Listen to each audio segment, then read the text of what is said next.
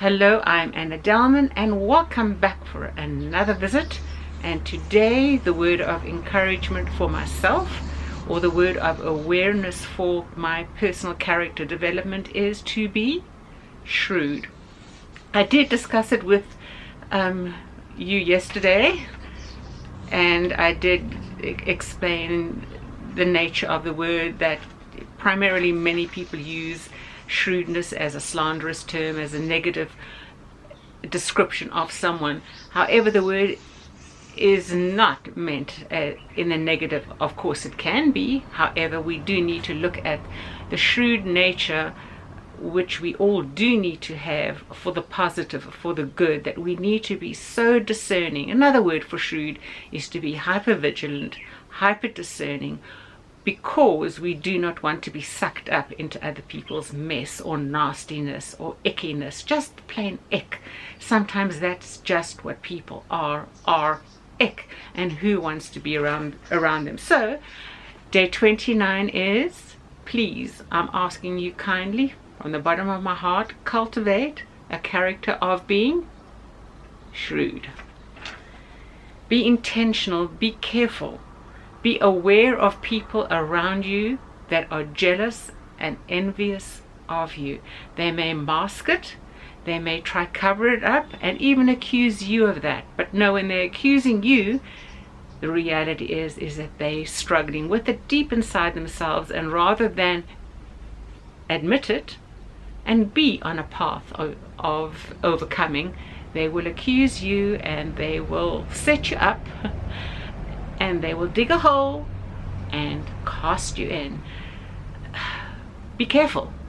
Be very careful, because people who are shrewd in the negative, who are jealous and envious, dig holes for other people, because the reason for their insecurity is the reason for their jealousy. They want to be in your shoes, or want your experiences or your success, or something about you they want, and rather than celebrate you and your achievements, they ain't gonna do it, because they want it for themselves, and they will dig a hole and leave you in there. And if they weren't aware of the hole being dug and you being put into it, they didn't voice an objection when they saw it occurring, and by their own lack they allowed it to occur, because deep down that's what they wanted as well. Now that may sound contradictory, however, kindly listen to it and think about it, and you will know that that is truthful.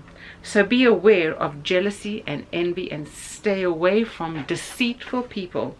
They harbor their deception in a facade of pretense to be your friend, to be an encourager of you, to be in support of you. However, all of that is laying their foundation, not the true foundation which you're establishing, or you already have established in your life on which you walk, but their foundation on which in time to push and shove you in a hole which is so vast and so deep that you sit there and you are flabbergasted.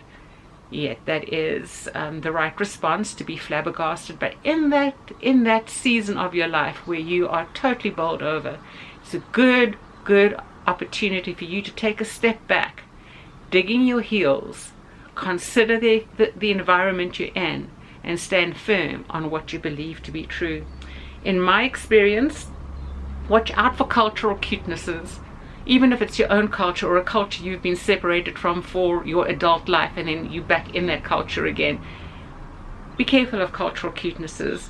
They are intended to come across as sincerity, but it's just a facade covering their insecurity based on whatever is in their culture that they have not yet been able to sort out within themselves.